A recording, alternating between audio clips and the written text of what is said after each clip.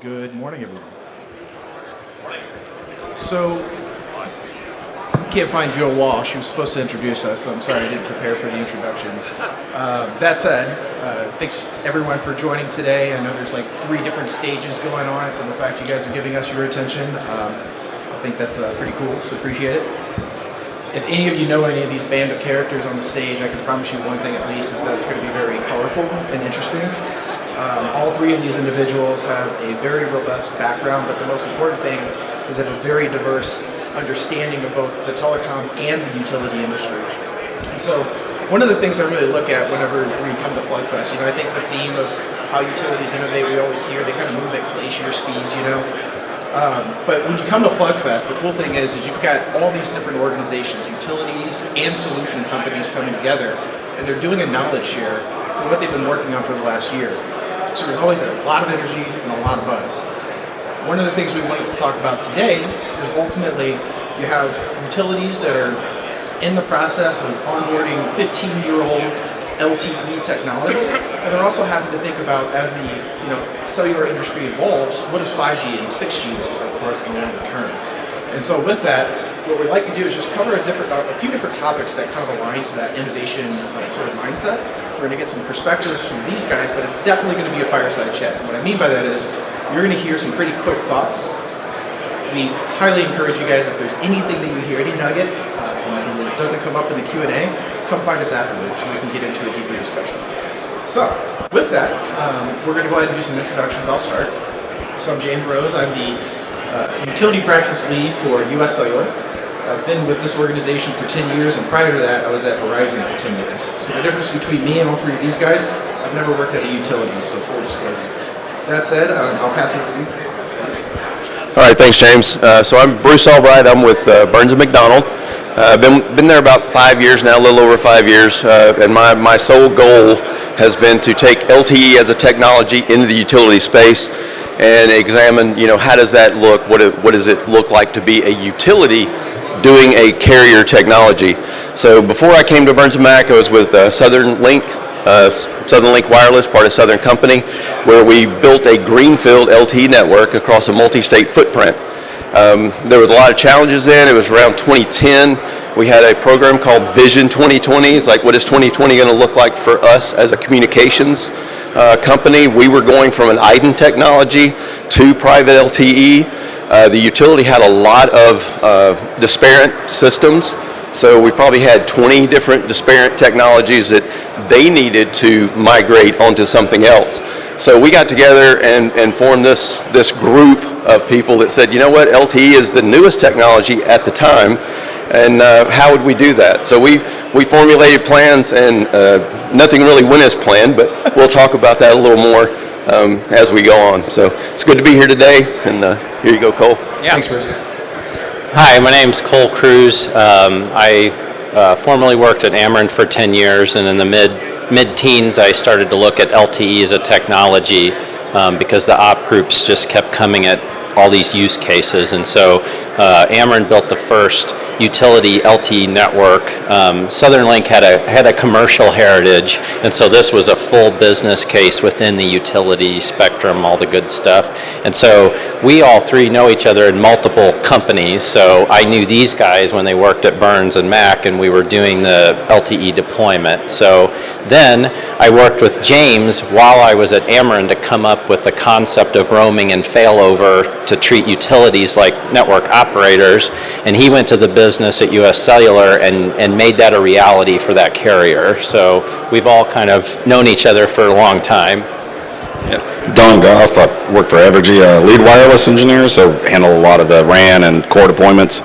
Been at Evergy for just over 2 years now. Used to work at Burns & Mac for a few years, worked with Bruce. I think I interviewed him before he came on. Worked with Cole. So blame that on me if you want. I worked with Cole on when Ameren was starting out, getting their deployment going. And then James and I both worked I was at Verizon Wireless as well for 20 years on a RAN system performance side, in-building DAS, that sort of stuff. But James and I think were at Verizon at the same time, although we never crossed paths. It's a very incestuous two industries, if you can't pick up on that. So, so now you guys kind of get the lens of the perspective here. You've got individuals that have stood up private LTE networks in the utility space in the past, now working for Burns & Mac, for Bruce's example, and now he's evangelizing how to do this for the industry. The same thing with Cole, came from Ameren, built a private LTE network. He's now evangelizing all of his experience there through a telco. And then with Don, it's the same idea in reverse. He's taking all of his years or decades of cellular background and consulting background at Burns & Mac, and he's applying that to Evergy. So I think it's a really cool background, and I think we're going to get into some pretty interesting discussions. So again, if you guys know these three individuals, this is going to be like herding chickens, so just bear with it. I'm going to be moderating this discussion. So what we're going to start with here is, I think it's a topic that is pretty hot in the room today, which is SIM architectures. There's a lot of different ways to think about SIMs. You'll hear some folks evangelize the idea of doing dual SIMs. Each SIM has its own individual MZ, and so you can have a private MZ on a private SIM, a public MZ on a public SIM, and then you can do the kind of public-private hybridization of your network through the device. The next architecture would be having two MZs, a public and a private MZ, on a single SIM. So all of the actual fall back and fail over and fail back behavior for public and private is coming on that one SIM, but it's all happening through an applet that's causing the MZ switching. The last one is a single SIM and a single MZ. Now, if you're looking to do public-private kind of network switching, you can do that through the MZ, but you can also do it through just simply a PLM index, which is really the network list, and this is how all of us networks roam with one another. I just wanted to give you guys that kind of high-level framework. There's those three different core concepts, and different utilities are frankly embracing all three of those different architectures today. And so with that in mind, I'd like to get some of your thoughts on this and what you guys are kind of facing. At a high level, I'd like to start with where are some of the early challenges? And Bruce, you probably have the most relevant experience here as far as early challenges are concerned, since you were standing up an LTE network in the midst of an IDO network. And then afterwards, I'd like to know what's going well. Like, where are you guys seeing some successes within the SIM world? So, Bruce, if you don't mind starting. Okay, not a problem. So with Southern Link, we were going from a 2G technology to a 4G technology. So SIMs were something brand new. And I see Rob Butt standing over there. He was at the forefront of trying to figure this out for Southern Link.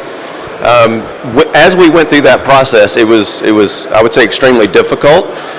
SIM profiles are something that is very protected by the carriers. They're not going to share their SIM profiles. You're going to have to figure out what does the SIM profile look like, and you'll get a 100-page document where you have to go fill out all the specifications. So it's very complex. We made several mistakes where the SIM didn't quite work right. Maybe we flushed, our first $40,000 worth of SIMs down the toilet. Then we ordered some more. Maybe we did that again until the CFO said, wait a minute, who's going to pay this 80 grand you just threw away?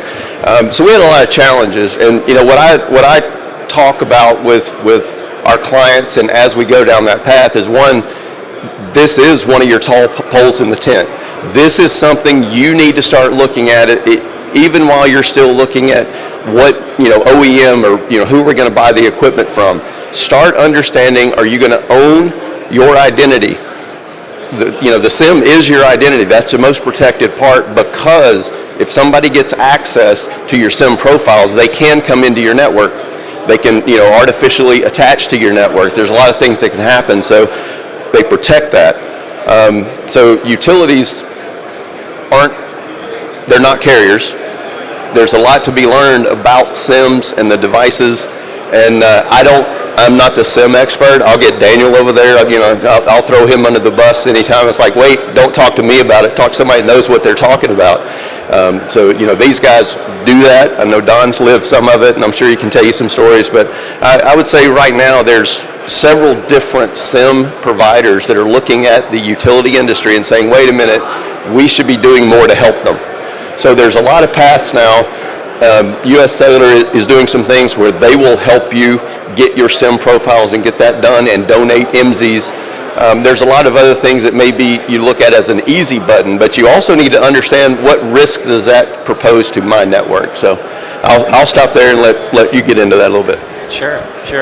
So after working with utilities and having the experience with the private LT network, SIMs aren't as easy as it seemed. And so what became increasingly obvious to me is, you're never going to get a SIM perfectly set. And so if you're pressing those SIMs and they're static, it's probably not a good idea. I kind of equate building a SIM like firewall rules. You're kind of like, did that work? How about now? How about now?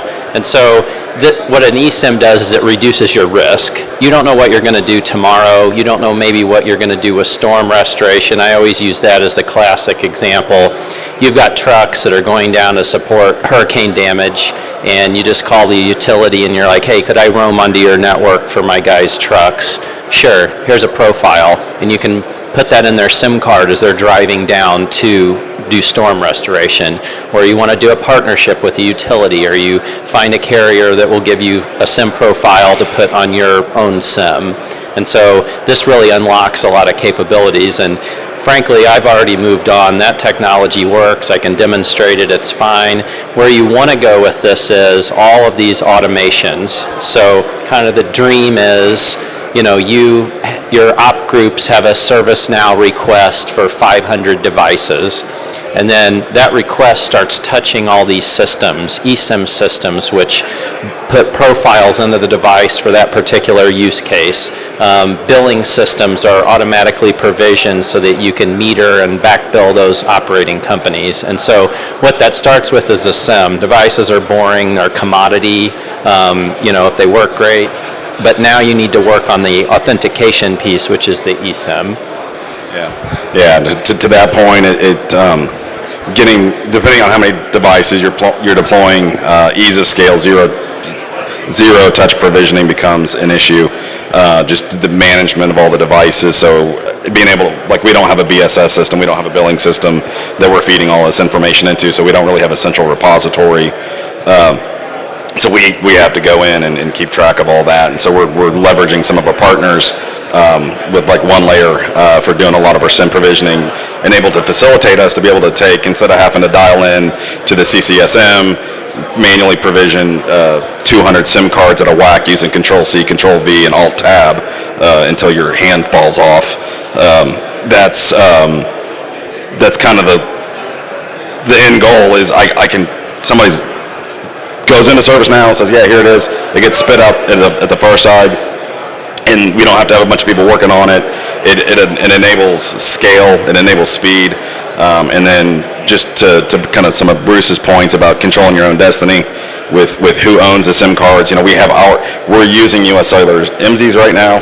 We have our own MZ range that we haven't stood up yet. It's just a speed to market thing, but we have our own keys that we exchanged with our SIM provider that are loaded into our HSS.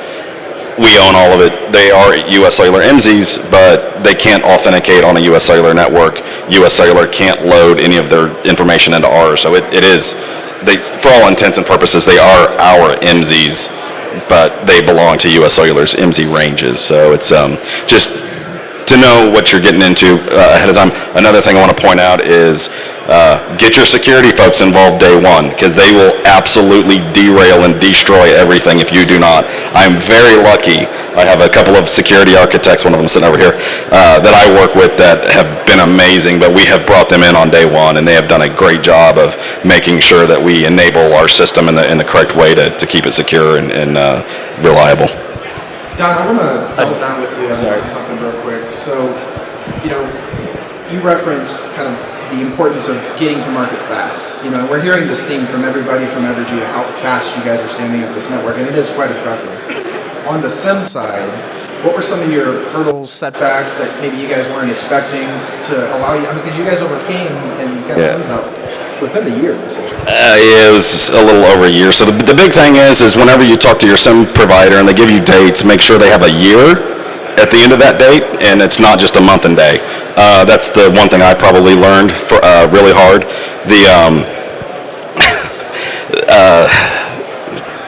Sorry, am I? PTSD. Oh, yeah.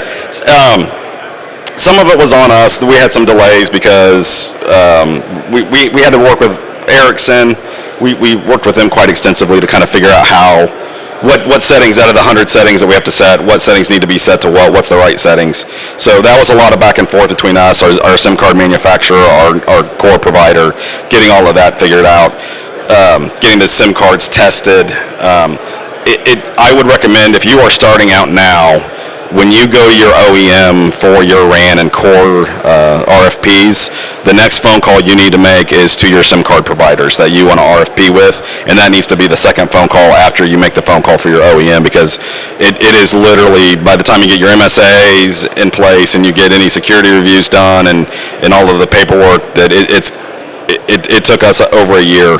Once our MSA was signed, it took us over a year to get SIM cards in hand that weren't hand burned test cards. Yeah, that's a good point. It sounds like an echo of what Bruce mentioned earlier. So don't wait as if it's not a this then that kind of conversation that needs to be done early. Parallel. And the other theme I'm hearing here is that SIMs are not just dumb pieces of plastic. There's actually a lot of sophistication that goes into them. And with that in mind, Cole, I'd love to get your take on SIM versus eSIM. I talked about there's 3 different types of architectures. There's a lot of buzz about eSIMs in the event this week. So what are some of your thoughts on that? I think, for the record, when I was talking to Cole, and he was at Amarin, I was at UScellular, I said, what are you not getting from carriers that you guys really need? And his answer to me was he needs one SIM to rule them all. He's obviously not without sarcasm in this one, but at the same time, what he's looking for is a single SIM that can essentially transition networks without ever having to touch it, without ever having to do a truck roll. And so unpack some of that here in just a minute. But what are your thoughts on that, Cole? This has been a pretty passionate topic for you for almost a decade. We have arrived. So the technology is mature, it works, and frankly, it reduces risk. Truck rolls are very expensive, and if you can apply a technology to reduce truck rolls, that's probably worth it in your business case. So what did you add? Let's go into the eSIM technology. So there's some cutting edge things that are happening, and I think on the eSIM side, I'd like to get your thoughts on the areas of flexibility that are most interesting to you. I know you mentioned truck rolls. So yeah, truck rolls and ownership. So when you think of your SIM technology, you need to think of the life cycle of that SIM. So your SIM provider should be able to tell you how you get divorced from them and retain control of that SIM or that SIM profile or whatever. And if you're not having those conversations, what you don't want to do is get trapped in a situation where you might have to do a truck roll, and just think about that, because 10 years is a long time. 10, 20 years, that's the expectation for these devices, and you can't just run around and pop SIMs in and out every couple years. So you want to make sure that you can be nimble and have it transcends chips. So think about that when you're thinking about SIMs. Add on to that. So just to add on to that, whenever you do go to RFP with your SIM vendors, how they deploy eSIM, it needs to be brought up. You need to understand what back-end components it's going to take in order to enable dual MZ profiles or dual identity, single MZ, whatever flavor you want to go with. Some of the manufacturers require that you have to, depending on which SGP version they're using, that's a GSMA spec, which is the SIM card spec.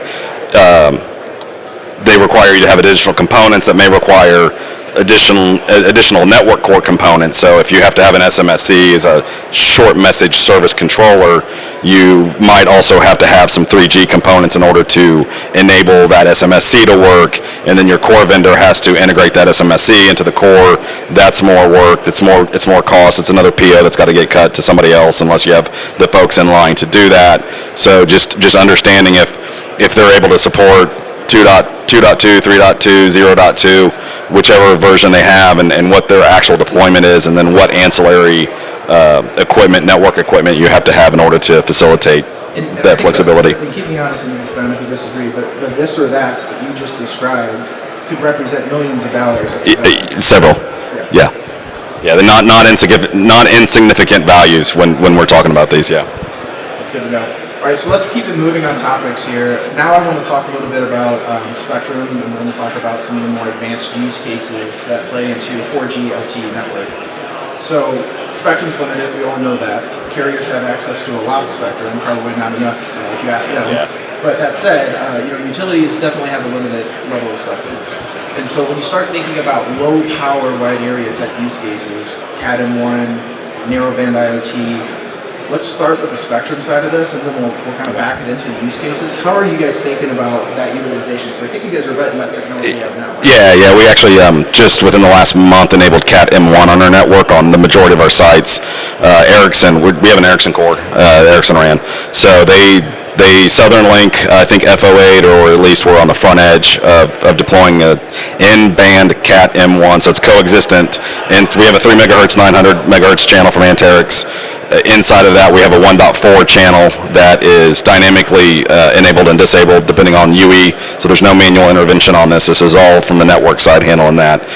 You lose about a 10% maybe capacity on your channel capacity for your frequencies, just because of the control channel messaging and some other stuff. If you want to talk about that, Gautam Tagaleri, I'm probably mispronouncing his last name, at Ericsson can tell you about that. But we've decided to go that route as opposed to like NB-IoT. We don't have guard bands to put NB-IoT in, so I don't know if anyone who's familiar with the 900 meg, there is no guard band. It's the old LMR band, so we had to kind of pick and choose what we were available. We didn't want to strand 200 kilohertz worth of spectrum in order to enable IoT. I'm not a big fan of IoT or NB-IoT. I think Cat M1's a little bit more efficient, even from a power standpoint, regardless of the fact that it does consume more power. It's faster, so you're on and off channel faster. So that's something to keep in mind. And then just talking with your suppliers. So if you've got line reclosers, if you've got fault line indicators, you need to talk to them and say, this is what our network's going to be configured to do. And if you don't support that, then we're going to find another vendor to purchase products from. So you need to work with your partnerships with your vendors to do that as well. And to that point, you'd agree that the U.S. ecosystem of OEMs for UEs, user equipment, much more flexible when it comes to Cat-M versus narrowband. Yeah, I'm not super up to speed on everything, but from what I've seen, NB-IoT seems to be more popular in Europe for some reason. Cat M1 seems to be more popular in the U.S. So there's also the device ecosystem side, which is a huge consideration that you also need to keep in hand. Just because if you can't buy a device to run that technology, then the technology is not worth anything. So it's you have to have both. That's great. We're all three. Cool. We'll move to you, and then we'll back over to Bruce. 7-8 years ago when Ameren was building their business case, I know you had traditional LTE and narrowband was in the plans. So what were your thoughts? 7-8 years ago, narrowband was still trying to be understood by the industry. So how are you guys thinking about that? Sure. So there was an obvious need for some of these low power options, and so in our particular pilot, we did demo NB-IoT. So both of these technologies work. They've been in operator networks. That's not really the question. So then it goes down to business questions. What spectrum do I have access to? And it's going to be different for every utility. And there's not a one-size-fits-all solution with spectrum or technologies that you're trying to use. And so that's the beauty of the LTE technology, is you can apply it for your particular use case. And now that I've worked at UScellular and I've kind of looked at its history and the history of utilities, generally you're going to start with an anchor spectrum, and then over time your use cases grows. They've grown into 2.5. It's going to be a journey for a utility. So I don't know if there's this expectation that it's a one and done. We're going to design this network, we're done. Probably not. You're going to get all these use cases like Uber. Nobody thought about Uber when LTE was deployed. In fact, they thought that mobile video was going to be the LTE use case at the carrier level, and instead it birthed an entire gig economy of Uber. No one thought of that. So you kind of need to keep this flexible and continue to look at the technology and fit it where it needs to go. Thanks, Cole. Bruce, you guys have the fun task of helping utilities understand the use cases they need to get their business case approved for private cellular. And I think one of the things that are probably pretty complex for you, and you can thank all of the marketers in the telecom industry for this, is there's always a new G coming within 5 to 10 years. We're already talking about 6G today.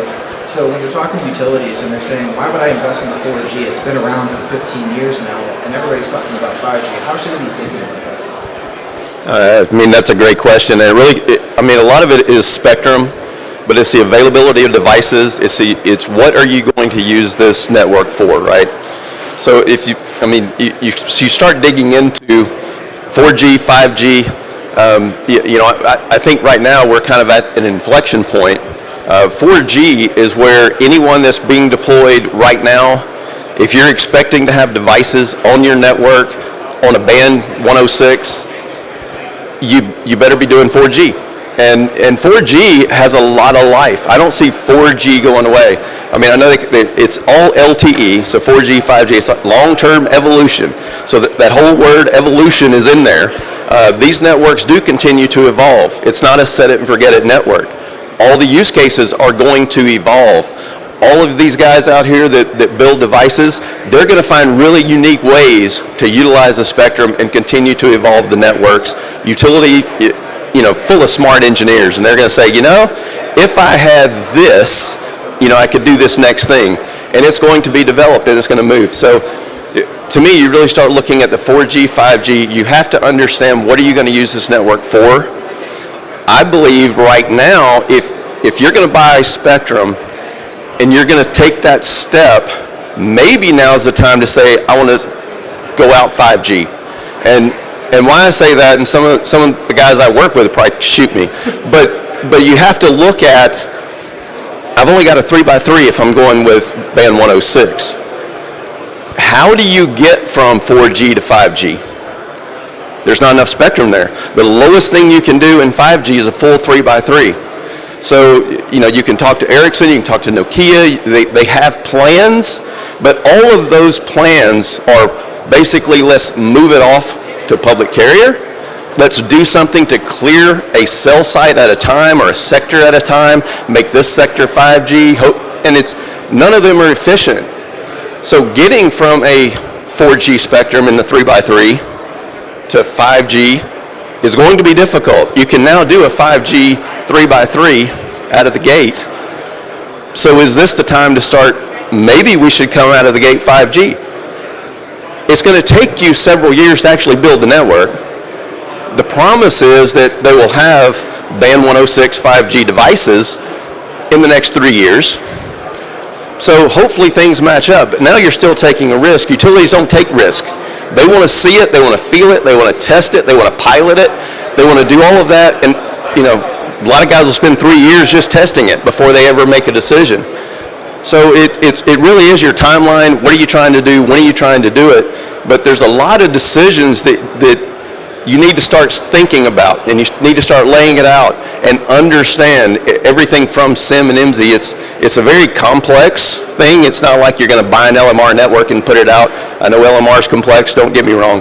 But it's not like you're buying a network and you're just going to deploy the network and all of a sudden you have this LTE network. There are so many decisions that you have to make, and design decisions that are going to affect you for a long time.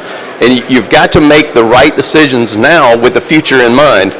I think in the beginning part of your explanation there, you touched on something really important, which is you as the utility own the network. You own the spectrum, you own the network equipment, you own the SIMs, which is the identity of your connections. So essentially, let's say the big carriers decide they want to sunset 4G LTE sometime in 2040, you're not, as the utility, you're not being forced to do that, right? No, you control your own destiny. So you can keep running a 4G channel. I know we're going to talk about 5G standalone, non-standalone. There's a lot of opportunities. You can build 4G with 5G in mind, have a plan to roll 5G. I get hung up a lot with, how do you get there? How do you do that with just a 3x3 spectrum? So then you get in the spectrum discussion, and I probably shouldn't even mention it, but T-Mobile owns this spectrum, band 26. There's a lot of stuff going on in the industry about what's going to happen with that. Nobody knows but T-Mobile. Do we have any T-Mobile people here that want to talk about it? Maybe not. So we would love to Almost 6 understand. months. Yeah, we would love to understand more about what's going to be available for the utility industry. What does the utility industry future look like from a spectrum standpoint? Because it's really hard to plan now without knowing more about what spectrum is going to be available.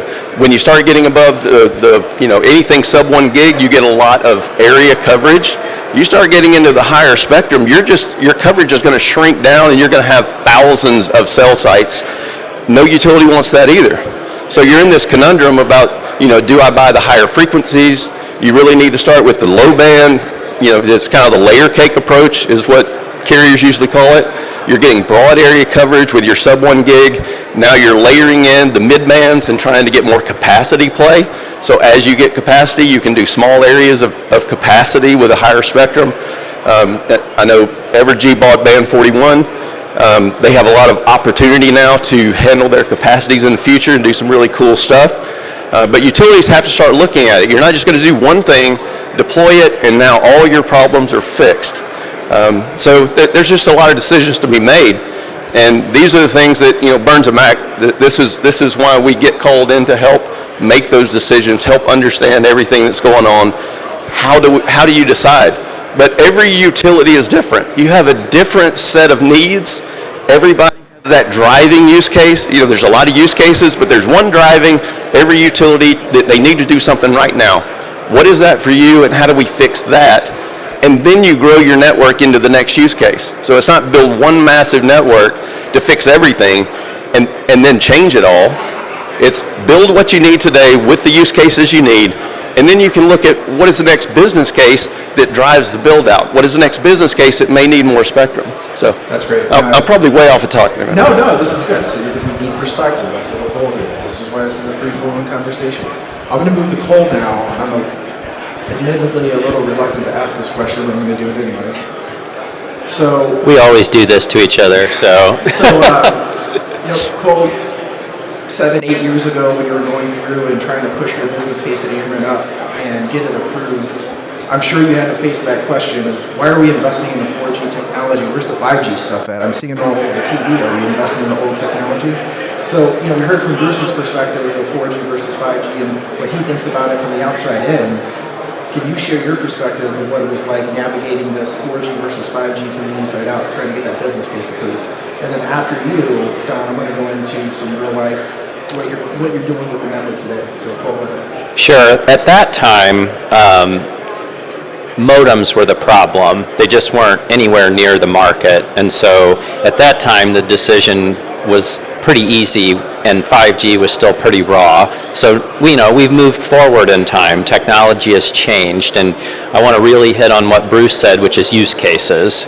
So that is what is driving your technology, not driving the technology to fix use cases. And so, for instance, at UScellular, we have an architect, and he works very closely with us, and he refreshes constantly what the organization should be investing in, and then what technology enables that. So, for instance, talking about our roaming and failover and our eSIMs, he was working with us as when do you expect that to mature in the marketplace, and then that's where we need to be making the investments to enable that. We even looked at the different narrowband technology. Yep. Which one was coming of age and which one would be useful and who would need it. So, the carriers go through this same process, and if you want to be a mini carrier or really bigger than some regional operators, that's kind of the level of thinking you need to be at. Always looking at the next use case and then what technology fixes that. And there's kind of a portfolio of that right now. And so it's not even future, it's like what do I need to buy now to fit these use cases. And so I'll go back to spectrum for a little bit. One of the hard things in the business case was the spectrum piece. Now, at that time, you needed spectrum to do a private LTE network. Now you don't. You can roam, and so you can kick that can down the road. But that may affect your core build out, because if you're not owning the RAN, it's a lot easier to go to 5G, but then devices, and so really everything. If you want to be successful at this, you need to look at the problem holistically. You can't break it down into I buy the equipment, I buy the SIM cards. All of these things interoperate with each and if you don't have a comprehensive plan, then, it doesn't work real good. Yeah, it's interesting, Cole. The two themes that I picked up there I think are important to call out is the first one is, and this is kind of the Steve Jobs philosophy of technology, which is take the user experience or the use case and back that into the technology versus just building the technology and hoping that you can find the use cases that fit into it. Yeah, so our ops groups were very frustrated with us, the 30 different wireless networks and, hey, this broke, so you're pulling a manual out and reading it at 3 o'clock in the morning. And so that really was what I wanted to do, was improve the user experience. When they came at me with a use case, I wanted a network that I could say, yes, we want this use case. Then I can respond with, oh, we want to do 4K video. That's fine. And then we need to invest in a big old channel of spectrum so that you can push that down. And in that particular use case, maybe that's not what we want on our private network. And so I really like that thought, which is, what is your user experiencing? And that's, now the ops groups are telling you guys that we're bringing on tens of thousands of devices. And so taking a radio and sitting down for an hour and trying to make that radio work on a proprietary technology, that's unacceptable. You don't have enough engineers sitting around configuring these devices. You have to get to automation. And ironically, you can go into a carrier store and someone can belt out a bunch of iPhones for you in a couple minutes. And so that's kind of where the utilities will need to get to in order to scale. Yeah, so Don, we are seeing in the industry some utilities are jumping straight into 5G SA and LTE simultaneously. Evergy started off with LTE, and I think you guys are kind of evaluating 5G and what that means to you. Anything you can share with the room for that? Yeah, it's kind of up in the air actually right now as of yesterday. We're looking at migrating to 5G for sure. The big use case for us is future enablement. It is a big concern I always have is like Qualcomm. Qualcomm's more or less the primary chipset provider for most of the modems out there. You buy a Sierra modem, you buy this modem or that modem, more than likely you got a chipset from Qualcomm buried in there somewhere that's doing all your Airlink messaging. And if Qualcomm decides that, hey, we're back in the 5G only game, because I think at one point that they had stopped doing 4G development at all, and then it was until they started seeing the private LTE push that they kind of backed out from that. So at some point, you need a path forward. Security updates, with AI and nation states, security is more and more of a concern to more and more people. The additional security that 5G hopefully will enable is along with future updates. At some point 4G will become kind of a deprecated system where you won't get any new updates for it. They'll still support it, but they won't change anything. So somebody finds a 0 day or whatever, you're going to have a bad time.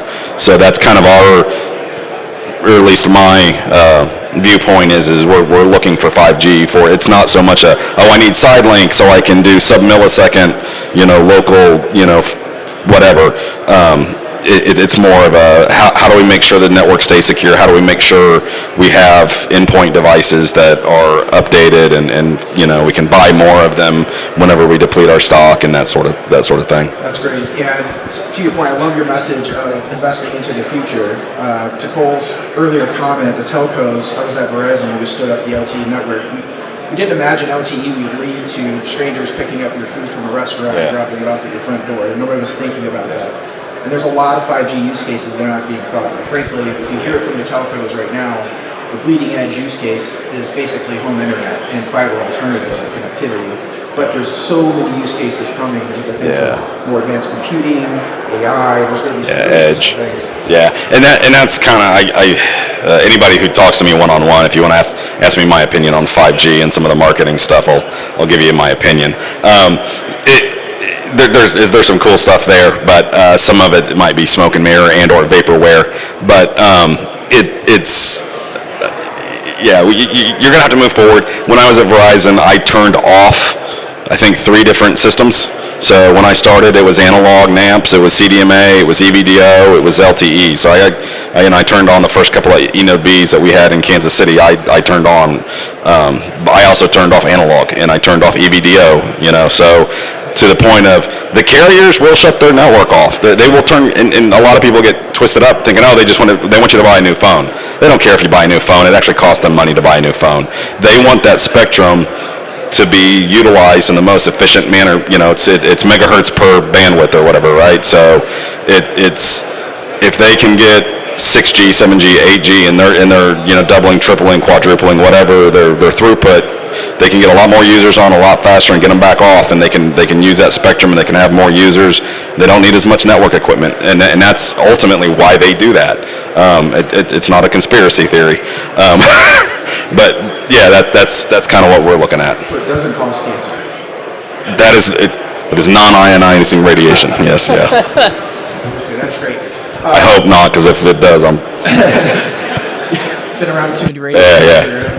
So before I open it up to more generalized topics here and let you guys just run ragged, I want to real quick first find Cole. First, do you guys have anything you want to follow up from Don or what Don said about his thoughts on 5G? You guys feel pretty good. No, I mean, I think Don is absolutely right on. The way it's being looked at right now, I mean, it's a chipset problem. It's really a future-looking problem. And what does that future look like? And as we've all seen, nobody could have predicted 5 years ago what we're doing today with the networks. So you don't have a clear view to the future, and utilities want a 30-year view or a 20-year view, and that's going to take your magic 8-ball and a Ouija board. And then you're still not going to be right. But right now, you need to consider what is my best opportunity to be successful today and set me up to be successful going forward. How can I evolve my networks? How can I make sure this network, I get my money's worth and continue to evolve it in the right path? So I think it is it's a holistic, and what I like to look at is, a total communications strategy. Utilities need to build a communication strategy. It does include fiber. It's not all wireless. It takes a lot of wires to make a wireless network. So it's the wire side, it's the fiber, it's all of it together to have a holistic communication strategy to serve your needs now and in the future. And how do you get there? How do you plan that out? How do you plan your device deployments? There's just so much work to be done. And I look around at utilities, and they're extremely busy. And you try to get time, well, are you thinking about this? I don't have time to think about it. I'm trying to put out the fires. And that's part of the problem. We've got to take the time to strategize, to figure out what the future looks like, build a path to get there to make it successful. So one of the things that was surprising to me when I came over to the carrier side is, just things as simple as MPLS networks optimized for utility operations may not be optimized for carrier operations. And one of my favorite anecdotes was in the early days of deployment, we had a 2-week stop because nothing was working and we couldn't figure out why, and it was an MTU size mismatch. And so, well, the carriers do it this way. Well, I'm not, and I don't know what they do, so we do it this way. And so there's all these ancillary systems that you're building, such as your wireline is foundational, and you're like, that works great. It'll work great for LTE. Well, now you probably need to go back and look at that too. Look at all the ancillary systems that touches. And the point of that, back to Bruce's point, was a unified communications plan. Every single system that this touches, from ServiceNow, Remedy, whatever, to your NMS system, to your mission critical push to talk systems, it is a very holistic plan, in which kind of goes against the utility siloed monolithic. I build this substation, it doesn't interact with the rest of the world, it's going to sit there for 30 or 40 years. But that's even changing now. Your ops groups are now, everything they put out is smart.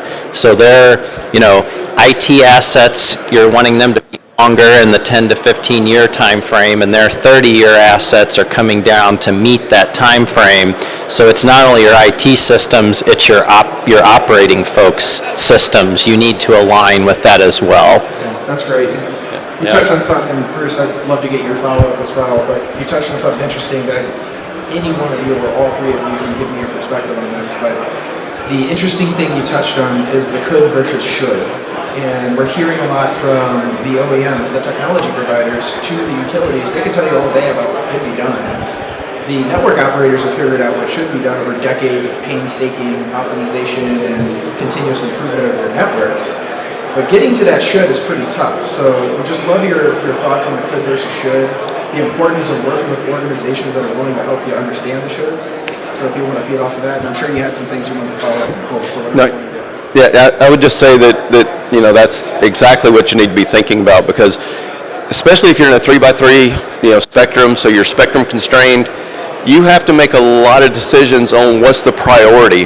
How am I going to utilize this network most effectively for my most critical systems? Because there are a lot of things that should be put on public cellular. They're great at handling video, other things like that are non-critical operational type applications for utilities. So it's really not hey, I'm going to build this network and I'm going to use it and I'm going to go get cell phones and we're going to replace that cell phone bill. And I get so exasperated with utilities want to make this pay for itself. How do we make it pay for itself? Well, you really can't. I mean, it's an expensive technology, and it's going to be expensive, but it is the right technology to give you the security, the reliability, the resilience that the grid needs. And you talk about smart grid. Everybody wants a smart grid. What does a smart mean? If it's smart, it communicates. It's a lot of data. So it's taking all of that data off the network. The only way to get that is communications. So now all of your grid assets are starting to communicate. So there's a whole big swell of what should we do and how should we do it. And I think that's different for every utility. And you have to look at what are the most driving things, what keeps you up at night. I mean, if you're TCO and you're down getting battered by hurricanes, disaster recovery may be the top priority. So maybe it is, mission critical push to talk has got to be in there because we've got to be able to communicate to stand things back up when Mother Nature takes it out. So there's all kinds of things that they may not deal with in the Midwest that they deal with on the coast, or they deal with out on the West Coast with fires and fire mitigation. So it really is a strategy that every utility, it's going to be different. So there is not a one size fits all. There is not I love tell me how much it's going to cost. I don't know. I mean, it's kind of like, how much is your car? What kind of car do you want? So there's a whole lot of things you have to consider, and it's not easy. It is very complex, and utilities have got to think about what's most important to them and what should they utilize this very critical asset, very expensive asset. What is the best use cases to put on this, and what should stay on public carrier? That's great. So yeah, on the could versus should narrative, it sounds like you might have some. Yeah, just to kind of pivot off of some of Bruce's topics there. Stakeholder engagement and stakeholder engagement and having trusted members of your teams that you can engage with and say, hey, what do you really need? And having open, honest dialogue with people who you trust, everyone's working in good faith. You need to come together and figure out what can we do, what makes sense, what shouldn't we do. If you have a 3x3 channel, you probably shouldn't put 8K video on it. It's not a good idea. You can, if you want to put a small cell in every location, you do that. It's going to cost you a lot in fiber. It's going to cost you a lot in microwave. So it's having open, engaging dialogue with stakeholders of whatever your critical groups are. If it's transmission, if it's distribution, if it's automation, if it's fleet, whoever it is, engaging those people early, understanding their needs. Listen to understand. Don't listen to have a meeting. Or don't have a meeting for the sake of a meeting, but really engage with those individuals. Build a relationship so that they trust you, that you're going to build them a network that's going to take care of the problems they have. They're going to fix your problems. At the end of the day, nobody should know what my name is, because if they know my name, that means something's broken, and that's not good. So that's probably the one thing I would say. Well said. I think that's why everybody in this room knows Cole, by the way. Anyway, sorry, I got to throw the Jeff. No, I want to bounce something off him. As that was key to success, was being a Pied Piper for years and going to everybody that would listen into your organization, and that gave them buy-in. They're like, oh, you're coming to me trying to fix my problems. Let me help you get this through to the finish line. And then once you have ops engagement, it pushes itself, because they want the technology. You get a couple modems on and working well. The first Ethernet RTUs that I put on in Missouri, the operator pushed the button and they were so excited about how fast it went. And so one of the most interesting things I've heard at this show was two-way power flow and dynamic protection settings. That's crazy. Like, those are the crown jewels of those folks, changing those settings, and it will have to be done dynamically. And you want to make sure that coordinates and is very reliable, and it's very important. As an electric customer, I hope that's a very robust system.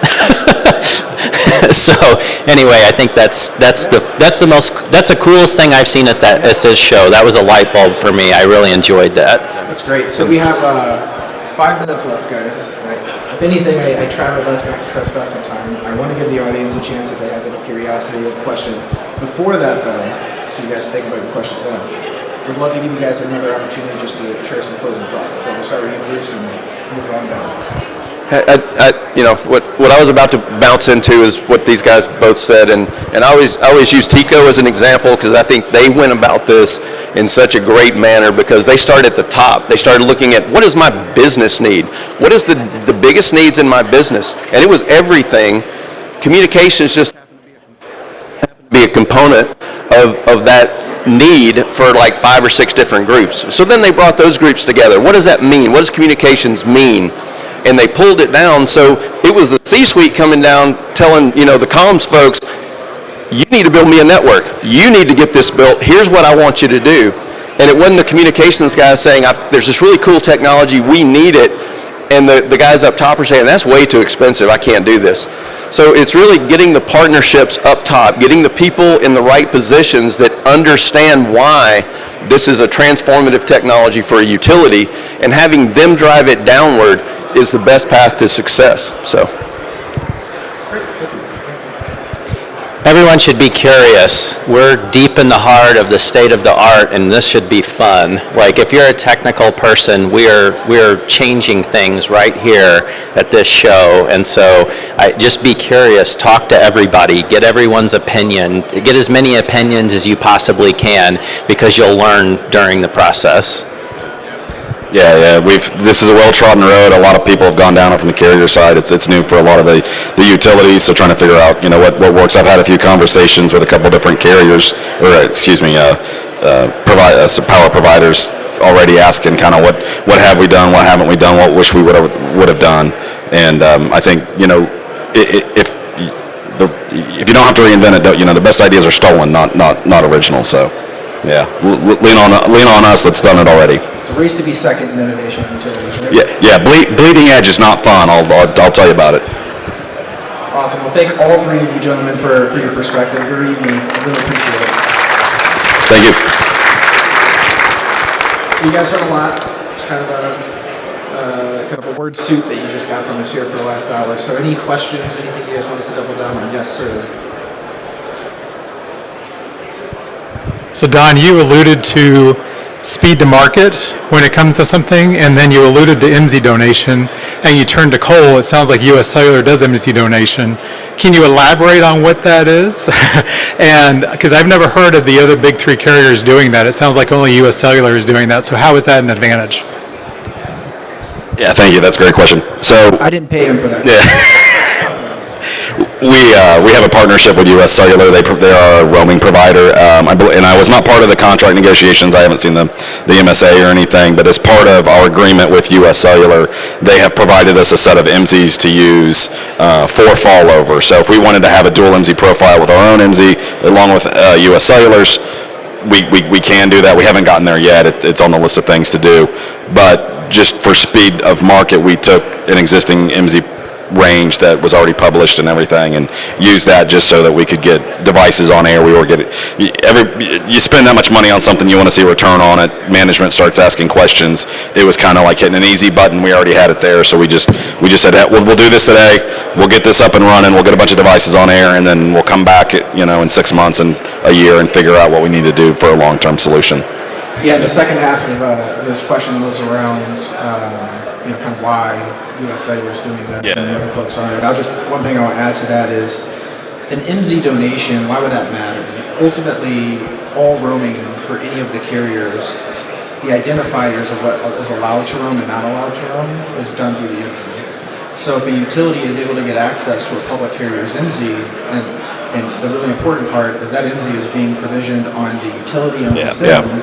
Go ahead. Oh, I was just going to say, their MZs that I had created have my keys in it that are provisioned on my HSS. Yes. UScellular has no visibility into any of that stuff. They have no idea what any of my information is. as far as I'm concerned, they're more or less mine. So they're not, if we get mad at each other and we kick them off and we don't use them anymore, they don't have any way to pull those, they can't claw those back from us out of our system. You just described my earliest lesson of working with utilities when I was talking to Cole, which is always have a prenup in your contracts. If you're going to marry a utility, they better have a good escape clause. So thank you for that. Yeah. Any other questions?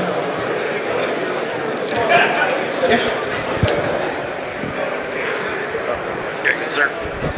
Hey, thank you. So you talked a lot about Cat M1, NB-IoT. Is that really spectrum dependent? Do you have to account for the spectrum to deploy that? And then, where do you see RedCap going? Is that going to replace those low power wide area networks? So RedCap, for anybody that doesn't know, is the 5G IoT protocol. I don't know a lot about it yet, just because I haven't had a chance to I haven't been forced to deal with it yet. As far as spectrum considerations go, IoT doesn't work on TDD systems. So if you've got a TDD frequency, which we do, which is 2.5, we can't use NB-IoT on that because it's not supported. So you absolutely need to understand what spectrum you're using, how that spectrum's configured. Do you have guard bands? If you have guard bands, in my opinion, throwing NB-IoT into the guard band is a no-brainer. Absolutely, turn that on, use it, whatever. It's fine. It's been around forever. It works.